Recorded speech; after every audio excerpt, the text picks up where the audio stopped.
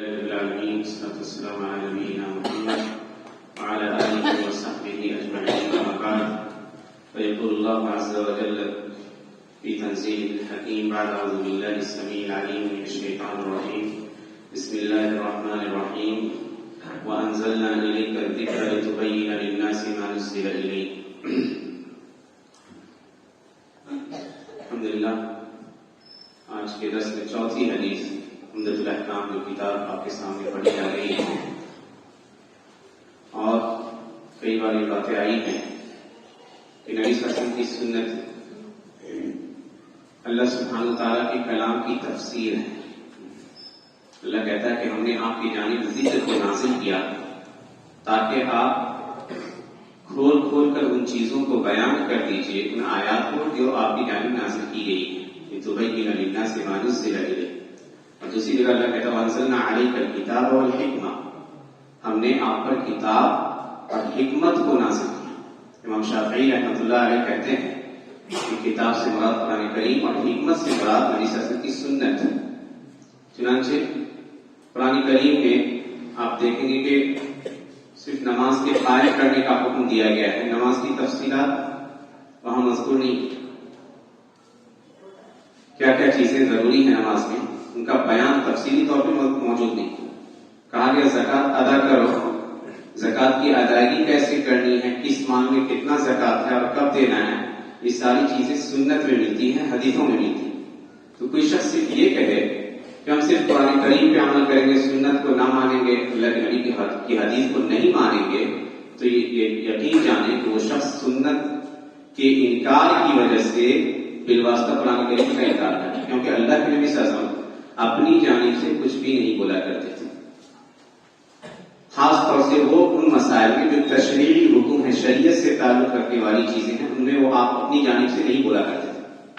اور اسی لیے ابو داؤد شریف کی مشہور حدیث آتی ہے، اللہ کے نبی صلی اللہ علیہ وسلم نے فرمایا، مقدام بن معدی کریم رضی اللہ عنہ کہتے ہیں الا انی اوتیت الکتاب اور فی روایت الا انی اوتیت القرآن ومثلہ معہ، کہ مجھے قرآن کریم اور اس کے ساتھ ساتھ اسی جیسی ایک چیز اور دی گئی، یعنی سنت. کہا اللہ یشرک رجل شبعان علی ارکتہ یقول علیکم بہذا الکتاب، کہ ایسا نہ ہو کہ کوئی شخص اپنی مسند پہ ٹیک لگائے بیٹھا اور کہے کہ صرف قرآن کو لو، حدیث کو نہ لو. تو اللہ کے نبی نے کہا کہ جو میری سنت میں جو چیزیں حلال ہیں ان کا مقام ویسے ہی ہے جیسے اللہ نے قرآن کریم میں حلال کیا، اور جن چیزوں کو میں نے حرام قرار دیا اس کا درجہ ویسے ہی ہے جیسے اللہ نے حرام قرار دیا. اور اللہ کہتا ہے وَمَا يَنطِقُ عَنِ الْهَوَىٰ إِنْ هُوَ إِلَّا وَحْيٌ يُوحَىٰ، اللہ کے نبی اپنی جانب سے کچھ نہیں بولتے، وہ وحی بولتے ہیں جن کی وحی کی جاتی ہے اللہ کی جانب سے. اور اسی لیے علماء کہتے ہیں کہ وحی کی دو قسمیں ہیں، وحی کی دو قسمیں ہیں. ایک وحی قرآن کریم ہے جس کی تلاوت کی جاتی ہے، اور وحی کی ایک قسم وہ ہے جس کی تلاوت نہیں ہوتی ہے، وہ حدیث ہے، وہ حدیث شریف ہے جس کا دراسہ ہم کر رہے ہیں. چنانچہ انہی حدیثوں میں سے ایک حدیث ہے، کتاب الطہارہ چل رہا ہے. حضرت ابو ہریرہ نے کہا الحدیث الرابع عن ابی ہریرہ رضی اللہ عنہ ان رسول اللہ صلی اللہ علیہ وسلم قال اذا توضأ احدكم فليجعل في انفه ماء ثم ليستنثر ومن استجمر فليوتر واذا استيقظ احدكم من نومه فليغسل يديه قبل ان يدخلهما في الاناء ثلاثا فان احدكم لا يدري اين باتت يده وفي لفظ لمسلم فليستنشق بمنخريه من الماء وفي لفظ من توضأ فليستنشق. کہا حضرت ابو ہریرہ نے، اور حضرت ابو ہریرہ کا تعارف مختصراً گزر چکا ہے، کہ نبی صلی اللہ علیہ وسلم نے فرمایا کہ جب تم میں سے کوئی وضو کرے، یعنی وضو کرنا شروع کرے، وضو کرنا اسٹارٹ کرے، آغاز کرے، تو اسے چاہیے کہ اپنے ناک میں پانی ڈالے. اور یہ ناک میں پانی ڈالنے کے عمل کو استنشاق کہا جاتا ہے. ناک میں پانی ڈالنے کے عمل کو استنشاق کہا جاتا ہے. اور ناک میں پانی ڈالنے کے بعد اس کو پھر جھاڑنا ہے. چنانچہ علماء لکھتے ہیں کہ یہ واجبات الوضو میں سے، وضو میں واجب چیزیں. تو انسان اگر کوئی وضو کرتا ہے، چہرہ تو دھو لیا لیکن ناک میں پانی ڈالا نہیں ڈالا، تو اس کا وضو صحیح نہیں ہوا. اور راجح یہی ہے کیونکہ اللہ سبحانہ تعالیٰ کہتا ہے سورہ مائدہ میں یا ایھا الذین آمنوا اذا قمتم الی الصلاۃ فاغسلوا وجوہکم، اے ایمان والو جب نماز کے لیے چہروں کو وضو کر لو. کہا پہلے اللہ نے چہرے کو دھو لو, چہرے کو دھو. کہا اللہ نے کہ چہرے میں یہ ناک شامل ہے, چہرے کے دھونے کے حکم میں ناک شامل ہے, اسی لیے ناک میں پانی ڈال کر اس کو صاف کرنا ہے, جو عمل استنشاق اور استنثار کہنا ہے. اور بڑی حکمتیں ہیں اس کے اندر. علماء نے بہت ساری باتیں پہلے بھی لکھی کہ کیوں ناک میں پانی ڈالنے کی تاکید آئی ہے شریعت میں. جدید تحقیقات نے ثابت کیا ہے کہ یہ ناک, اس کے اندر بہت سارے ایسے بیکٹیریاز رہتے ہیں جن کو طفیلیات یا پاراسائٹس کہا جاتا ہے, کہ اگر اس کو صحیح سے صاف نہ کیا جائے تو وہ کئی طرح کی سانس کی بیماری کا سبب بن سکتا ہے. اور وضو اور یا ناک میں پانی ڈالنے کے فوائد میں سے اہم فائدہ ان لوگوں کے لیے جو سائنس کے شکار ہیں, سائنس کے مرض میں جو شکار ہیں, ان کے لیے اللہ کی طرف سے ایک انعام ہے. اکثر ان کا ناک اگر جام رہتا ہے تو وضو یہ ناک میں پانی ڈال کر انسان مسلسل 5 وقت اگر یہ عمل کرتا ہے تو بہت حد تک اس کی بیماری میں کمی واقع ہوتی ہے. کہا کہ یہ دماغ کو کھولتا ہے, اسی لیے آپ محسوس کیجئے گا کہ اگر بوریت فیل کر رہے ہیں, خالی پن ہے, اور وضو کر لیا تو ہلکا پھلکا ہو جاتا ہے انسان, لگتا ہے کہ اندر سے طبیعت میں کشادگی آ جاتی ہے, طبیعت میں نشاط آ جاتا ہے. تو کہا یہ اس کے فوائد سے. اور واجب الا یہ کہ انسان روزہ سے ہو تو روزے کی حالت میں اللہ نے منع کیا ہے کہ زیادہ پانی نہ لیا جائے, ایسا نہ ہو کہ پانی ناک کے ذریعے اللہ تک چلا جائے. اللہ نبی نے کہا, بخاری میں ابو داؤد کی روایت ہے, وبارک فی الاستنشاق الا ان تكون صائما, ناک میں پانی ڈالنے میں مبالغے سے کام لو, اچھے سے ڈالو. ہاں مگر اگر روزے سے ہو تو خدشہ ہے کہ کہیں پانی ناک کے ذریعے حلق تک نہ پہنچ جائے, تو اس میں خیال رکھنا کہ اس میں اتنے مبالغے سے نہیں ڈالنا کہ پانی حلق تک اتر جائے. یہ حکم پتہ چلا کہ وضو کے اندر, اور وضو کا مختصر پورا باب آ رہا ہے آگے, وضو کے اندر ناک میں پانی ڈالنا اور پھر اس کو جھاڑنا یہ واجب ہے. اور صحیح قول یہی ہے جیسے کہ امام احمد وغیرہ نے احتجاج کیا. اللہ کے نبی نے اذا توضأ احدكم فليجعل في انفه ماء ثم ليستنثر ومن استجمر فليوتر. یہ دوسرا ٹکڑا ہے اس حدیث کا کہ جو استجمار کرے اسے چاہیے کہ تا عدد لے. استجمار کیا ہے؟ تو جو شخص ضروریات سے فارغ ہو, اور آپ جانتے ہیں کہ الحمدللہ ہمارے علاقے میں پانی کی قلت نہیں, عربوں کے ہاں پانی انتہائی نایاب ہے, بلکہ پانی کی کنویں کے لیے لڑائیاں ہو جاتی تھی. تو یہ سفر میں ہے, ریگستان, میلوں میل پانی کا کوئی اتا پتہ نہیں ہے, اور پانی اگر ہے بھی تو اتنا تھوڑا ہے کہ پینے کی ضرورت کے لیے بھی کافی نہیں ہے. اگر اس کا استعمال انسان قضاء حاجت یا دوسری ضروریات کے لیے کرے گا تو ہو سکتا ہے کہ اس کی جان خطرے میں پڑ جائے. تو شریعت اسلامیہ آسانی چاہتی ہے, انتہائی آسان دین ہے, اور اپنے مکلفوں کو یا بندوں کے اوپر یہ شریعت انتہائی آسانی کے دروازے کھولتی. چنانچہ کہا گیا کہ پانی اگر کم ہو یا پانی استعمال کرنے پہ قادر نہیں ہے تو دوسری چیزیں جو پانی کی متبادل ہیں اس کا استعمال کیا جا سکتا ہے. اس کے استعمال ان چیزوں میں مٹی یا پتھر. اسی طرح آج کے زمانے میں دیکھیے گا کہ وہاں جن ممالک میں سردی زیادہ ہوتی ہے وہ ٹوائلٹ پیپر یوز کرتے ہیں, جو ٹیشوز ہوتے ہیں, تو اس کا استعمال کیا جا سکتا ہے. لیکن پانی کا استعمال افضل ہے, پانی کا استعمال افضل. مان لیجیے کوئی شخص اگر پتھر استعمال کر رہا ہے تو اللہ کے نبی نے کہا کہ 3 عدد تا عدد استعمال کرے, تا عدد استعمال کرے. یعنی قضاء حاجت سے آیا اور وہ پتھر لیتا ہے, اس پتھر سے وہ اپنی اس خاص جگہ کو کی غلاظت کو دور کرے. کہا کہ جہاں تک کہ اسے یقین ہو جائے کہ اس کی غلاظت دور ہو جائے, اگرچہ اس کے اثرات باقی بھی رہ جاتے ہیں تو علماء کہتے ہیں کہ چل سکتا ہے. اور اگر پانی میسر ہے تو کہا گیا کہ اس کے بعد پانی کا استعمال کریں. پانی کم ہے تو پہلے پتھر استعمال کریے, اس کے بعد پانی استعمال کر لیا جائے. اس پر اللہ نے انصاری صحابہ کی تعریف کی تھی, فیہ رجال یحبون ان یتطہروا واللہ یحب المطہرین. وہ لوگ کیا تھے پہلے پتھر استعمال کرتے تھے پھر پانی استعمال کرتے تھے. تو کہا کہ ان لوگوں میں انصاری صحابہ کچھ ایسے لوگ ہیں جو چاہتے ہیں پاک رہنا، اللہ پاک رہنے والوں کو پسند کرتے ہیں۔ ٹیشو پیپر جو یا کہتے ہیں ٹوائلٹ پیپر کا جو استعمال ہوتا ہے کوئی دقت نہیں، استعمال کیا جا سکتا ہے، لیکن یہ خیال رکھا جائے کہ گندگی پوری طرح ظاہر ہو جائے، گندگی پوری طرح ظاہر ہو جائے۔ اس بات ہم لوگ جس علاقے میں رہتے ہیں وہاں تشفی نہیں ہوگی تو پانی استعمال کیجیے، لیکن مان لیجیے ایسے علاقوں میں جہاں پانی کا استعمال کرنا انتہائی مشکل ہے، انتہائی سرد علاقہ ہے، تو وہاں کے لیے جائز ہے، کوئی دقت نہیں انشاءاللہ۔ یا مان لیجیے کہیں پہ کوئی شخص ایک ایسی جگہ پہ ہے، پتھر تو ہے لیکن ایک ہی پتھر ہے، لیکن وہ پتھر کونے دار ہے، یعنی اس کا 3 کونا ہے، تو 3 الگ الگ کونے سے اگر اس کو استعمال کیا جا سکے، یعنی اگر صفائی ہو سکتی ہے تو کہاں تو استعمال کر سکتے ہیں۔ ایک پتھر ہے اور 3 ڈائمینشن ہوتا ہے، اس کا 3 الگ الگ زاویہ ہے، تو استعمال کیا جا سکتا ہے۔ تیسرا ٹکڑا اس حدیث کا ہے وَإِذَا اسْتَيْقَظَ أَحَدُكُم مِّن نَوْمِهِ فَلْيَغْسِلْ يَدَيْهِ قَبْلَ أَن يُدْخِلَهُمَا فِي الْإِنَاءِ ثَلَاثًا۔ کہا کہ جب تم میں سے کوئی اپنی نیند سے بیدار ہو تو اسے چاہیے کہ اپنے ہاتھوں کو برتن میں داخل کرنے سے پہلے دھو لے، ہاتھوں کو برتن میں داخل کرنے سے پہلے دھو لے۔ ظاہر سی بات ہے کہ آج کے زمانے میں ٹنکی کا زمانہ ہے، نہیں تو لوگ بالٹی میں یا ٹب میں پانی رکھا کرتے تھے اور اسے نکالا کرتے تھے، نہ جگ بھی نہیں، تو کہا کہ ایسی صورت میں ہو سکتا ہے کہ اس کے ہاتھ میں کوئی گندگی یا نجاست کے اثرات، لگنے نگاہ نہیں جانتا ہے اس کے ہاتھ میں رات کہاں گزرے، تو ہو سکتا ہے کچھ اثرات نجاست کے ہوں، تو کہا گیا کہ ہاتھ کو برتن میں ڈالنے سے پہلے دھو لیجیے۔ اب سوال یہ اٹھتا ہے کہ آج کے زمانے میں کیا حکم ہے؟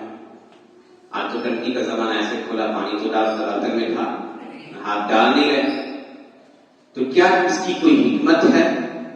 ایک حکمت علماء نے بیان کی کہ ممکن ہے کہ اس کے ہاتھ میں نجاست کے اثرات ہو، جو پانی میں مل جائے تو پانی فاسد ہو جائے۔ آج وہ چیز نہیں ہے، تو کیا آج ہاتھ دھوئیں گے؟ تو کہا کہ یہ حکم تعبدی ہے، حکم تعبدی ہے، اللہ کی طرف سے، اللہ کے نبی صلی اللہ علیہ وسلم کی جانب سے ایک حکم ہے، ہم اس کی وجہ اور علت تلاشے بغیر ہمیں دھونا چاہیے۔ کیوں؟ کہا کہ جیسے کہ ناک میں پانی ڈالنے والی بات آئی، تو بعض حدیث کے اندر اضافہ آتا ہے کہ شیطان فإن الشیطان تبیت علی خیاشیمہ، شیطان انسان کے ناک پہ رات گزارتا ہے، شیطان انسان کے ناک پہ رات گزارتا ہے۔ تو کہا ہو سکتا ہے کہ یہ حکمت ہو کہ ممکن ہے شیطان جو ہے اس کے ہاتھ میں نجاست کر دیتا ہو، جیسے کوئی حدیث ہے کہ انسان اگر صبح تک سویا رہے تو اس کی کان میں شیطان پیشاب کر دیتا ہے، تو کہا کہ اللہ کی جانب، شریعت کی جانب سے حکم تعبدی ہے، اس کو کرنا چاہیے۔ کہا فإن أحدكم لا يدري أين باتت يده وفي لفظ لمسلم فليستنشق بمن خرج من الماء وفي لفظ من توضأ فليستنشق۔ کو یہ پتہ چلا کہ 3 احکامات ہمیں اس حدیث سے ملے۔ پہلا حکم یہ ہے کہ وضو میں ناک میں پانی ڈال کر اس کو جھاڑنا یہ واجب ہے، کرنا چاہیے، اگر کوئی نہیں کرتا ہے تو اس کا وضو پورا نہیں ہوا۔ دوسرا حکم یہ ہے کہ اگر انسان قضاء حاجت کے لیے جاتا ہے اور اس کے پاس پانی نہیں ہے، دوسری چیزیں استعمال کرتا ہے، تو وہ ٹوائلٹ پیپر کا استعمال کر سکتا ہے، پتھر کا استعمال کر سکتا ہے، مٹی کا استعمال کر سکتا ہے، ہر وہ چیز، اگر کوئی کپڑا ہے اس کا استعمال کر سکتا ہے، بس یہ شرط رکھے، خیال رکھے کہ نجاست پوری طرح زائل ہو جائے، نجاست پوری طرح زائل ہو جائے۔ اور تیسرا حکم پتہ چلا کہ انسان جب نیند سے بیدار ہو تو اسے چاہیے کہ اپنے ہاتھوں کو دھو لے۔ یہ 3 سنتیں ہیں جو اللہ کے نبی صلی اللہ علیہ وسلم نے خاص کر فرمائی ہیں۔ 5ویں حدیث کہا اللہ کے نبی حضرت ابو ہریرہ نے نبی صلی اللہ علیہ وسلم فرمایا لا يبولن احدكم في الماء الدائم الذي لا يجري ثم يغتسل منه وفي روایت لا يغتسل احدكم في الماء الدائم وهو جنوب۔ کہا کہ نبی صلی اللہ علیہ وسلم فرمایا کہ کوئی شخص تم میں سے ٹھہرے ہوئے پانی میں پیشاب نہ کرے، جو ٹھہرا ہوا پانی کیسا ہو، جو حرکت نہیں کر رہا، حرکت نہیں کر رہا، اس میں پیشاب نہ کرے، کیونکہ ہو سکتا ہے کہ اس پانی کے استعمال کرنے کی ضرورت اس کو پیش ہے، اور ٹھہرا ہوا پانی ہے تو نجاست جہاں واقع ہے وہیں رہ جائے گی۔ اگر وہ پانی حرکت کر رہا ہے، وہ پانی بڑا تفصیلی مسئلہ ہے کہ کتنا پانی ہونا چاہیے جو نجاست کو جو ہے نجاست اس کے اندر اثر مؤثر نہیں ہوتی ہے، الگ الگ باتیں آتی ہیں، آگے آئیں گی وہ حدیث کہ جب پانی 2 کلّا ہو اور 1 کلّا 300 لیٹر کے آس پاس، تو یہ مسائل انشاءاللہ آگے آئیں گے۔ منع کیا گیا ہے ایسے پانی میں پیشاب یا استنجا کرنے سے جو پانی ٹھہرا ہو. کہا کیوں؟ کہا ہو سکتا ہے پھر وہ جا کے غسل کرے، پھر وہ جا کے اس میں غسل کی ضرورت اس کو پیش آئی، اس پانی کے استعمال کرنے کی ضرورت پیش آئے. اور یہاں ان ذرائع کو پاک اور صاف رکھنے کی طرف شریعت ہمیں ابھارتی ہے جو ذرائع ہمارے روزمرہ کے استعمال کی چیز. اسی لیے کہا گیا کہ درختوں کے نیچے کوئی شخص قضاء حاجت نہ کرے، جو سایہ دار درخت ہے کا منع کیا گیا. کہا کہ جہاں پانی کا استعمال لوگ کرتے ہیں، چاہے کنواں ہو یا نہر ہو، آنا جانا ہے، کہا وہاں پہ گندگی نہ پھیلائے. تو شریعت جہاں ہمیں مانوی نجاست سے بچنے کی تلقین کرتی ہے، وہیں حسی نجاست سے بھی بچنے کی تلقین کرتی ہے. وفی روایت کہا لا یغتسل احدکم فی الماء الدائم وهو جنب، منع کیا گیا اس شخص کو جو جنبی ہے، جنابت کا شکار ہو چکا ہے. اور جنابت کی بات آئی تھی پچھلے ہفتے کہ جنابت کیا ہے، چاہے وہ نائٹ فال کی صورت میں یا کوئی جو ہے شادی شدہ ہے تو اپنے اہل کے قریب گیا ہے، اس صورت میں اگر جنبی ہے تو کہا کہ ٹھہرے ہوئے پانی میں اسے غسل نہیں کرنا چاہیے. ٹھہرے ہوئے پانی میں غسل نہیں کرنا چاہیے کہ ہو سکتا ہے ٹھہرے ہوئے پانی بہت سارے امراض جنم لیتے ہیں، بہت ساری بیماریوں کا سبب بن سکتا ہے. وہ پانی جو ہے اپنی رنگ اور حیت کو کھو دے گا. تو کہا کہ اس کا استعمال کرنے سے بچنا چاہیے. جب بہتا ہوا پانی ہے تو اس کی نجاست اور اس کے اندر جو گندگیاں ہیں وہ دور ہو جاتی ہیں آموں کی طرح. اس کے بعد آخری حدیث ہے آج کی درس کی 6ٹھی حدیث. کہا حضرت ہریرہ نے نبی صلی اللہ علیہ وسلم فرمایا اذا شرب الكلب فی اناء احدکم فلیغسله 7، کہ جب تم میں سے کسی کے برتن میں کتا منہ ڈال دے یا کتا پانی پی لے تو اسے چاہیے کہ 7 مرتبہ اس برتن کو دھوئے. اور مسلم شریف کی روایت ہے کہ پہلی مرتبہ مٹی سے. اور مسلم کے اندر ہی یہ روایت ہے عبداللہ بن مغفل رضی اللہ عنہ کی، نبی صلی اللہ علیہ وسلم فرمایا کہ اذا غلب الكلب فی الاناء فاغسلوه 7، جب کتا کسی برتن میں منہ ڈال دے تو اسے 7 مرتبہ دھو. وعفروه الثامنة بالتراب، اور 8ویں مرتبہ پھر مٹی سے لیپ دو اور اس کو صاف کرو.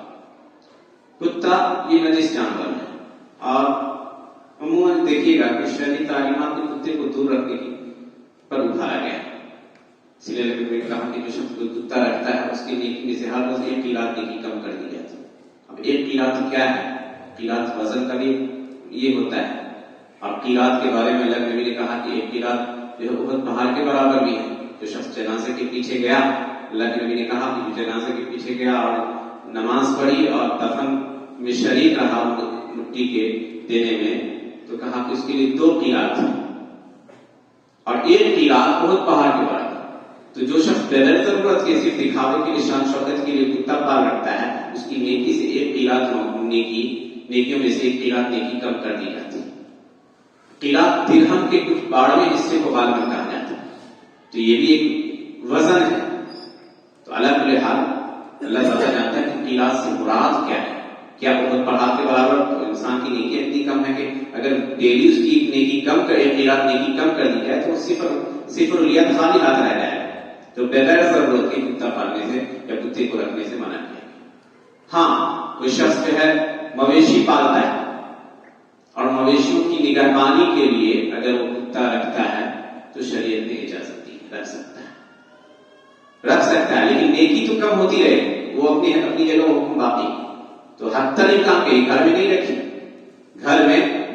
کہا اللہ کے نبی نے کہ فرشتے اس گھر میں داخل نہیں ہوتے جس میں کتا رہتا ہے یا کوئی تصویر لڑکی. تو کتے کا رہنا یہ جہاں نیکی کی کم ہونے کا ذریعہ ہے، وہی فرشتے آپ کے گھر میں داخل نہیں ہوں گے تو آپ رحمت اللہ کی رحمت سے محروم ہو رہے ہیں. تیسری چیز، اکثر لوگوں کو دیکھا گیا تھا معاشرے میں شان شوکت کے لیے رکھتے بغیر کسی ضرورت کے، تو اپنی نیکی کو برباد کرنے کا سبب بنتا ہے. کہا کہ کتا اگر کسی برتن میں منہ ڈال دے، اور جانتے ہیں کہ کتا زبان سے پانی پیتا ہے، ہمارا پانی جو ہے زبان سے نہیں پیتے، گھونٹتے ہیں. کتا جب دیکھیے گا پانی پیتا ہے تو زبان کو حرکت دیتا ہے. اس کی زبان میں بہت سارے بیکٹیریا رہتے ہیں اور بہت ساری ایسی بیماریاں جنم لیتی ہیں جو اللہ ہی زیادہ جانتا ہے وہ بیماریاں کتنی خطرناک ہو سکتی ہیں. اسی لیے کہا گیا کہ 7 مرتبہ دھونا ہے. اور ایک لفظ میں ہے کہ پہلی مرتبہ پہلے مٹی سے اور پھر بقیہ پانی سے.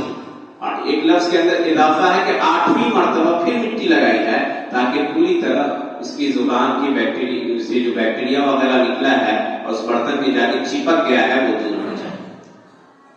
اب ایک سوال یہ ہے کہ کیا آج کے زمانے میں بہت ساری کلیننگ کی چیزیں آ گئی ہیں، ایسی ایسی چیزیں ہیں جو صابن کی صورت میں یا پاؤڈر کی صورت میں، تو کیا مٹی کو چھوڑ کر ان چیزوں کو اپنا سکتے ہیں؟ مٹی سے صاف کرنے کے بجائے کلینر آ گیا، بہت ساری چیزیں ایسی آئی ہیں جو صاف صفائی کے، کیا اس کو استعمال کیا جا سکتا ہے؟ تو علماء کی ایک جماعت حنابلہ کی وہ کہتے ہیں کہ وہ کر سکتا ہے، لیکن راجح قول لگتا ہے کہ مٹی ہی کا استعمال کیا جائے، کیونکہ ایک لفظ اس تفصیل کے اندر استعمال کیا گیا ہے عفرو، اور یہ لفظ کلمۃ عفرا یہ مٹی کے ساتھ ہی خاص ہے، اور اسی لیے جدید علماء نے ثابت کیا ہے کہ کتے کے لعاب دہن میں ایسی چیزیں رہتی ہیں، ایسی بیکٹیریاز رہتی ہیں جو مٹی سے ہی دور ہو سکتی ہیں، دیگر دوسری چیزوں سے دور نہیں ہو سکتی ہیں۔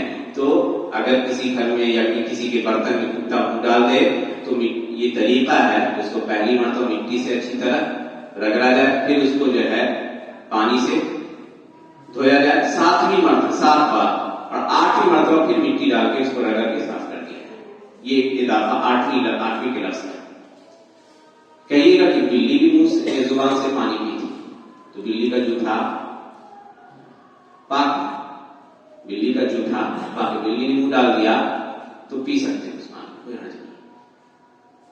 حضرت کعب بن مالک رضی اللہ عنہ کہتے ہیں کہ ان کی بہو نے ان کے لیے وضو کا پانی رکھا، اور ایک بلی آئی اور اس پانی کو پینے لگی، اور کعب اٹھے اور وضو بنانے لگے، کیونکہ بہو نے تعجب کی نظر سے دیکھا تو کہا کہ کیا تم تعجب کرتی ہو بھتیجی، انہا لیست بنجس، یہ بلی ناپاک نہیں ہے۔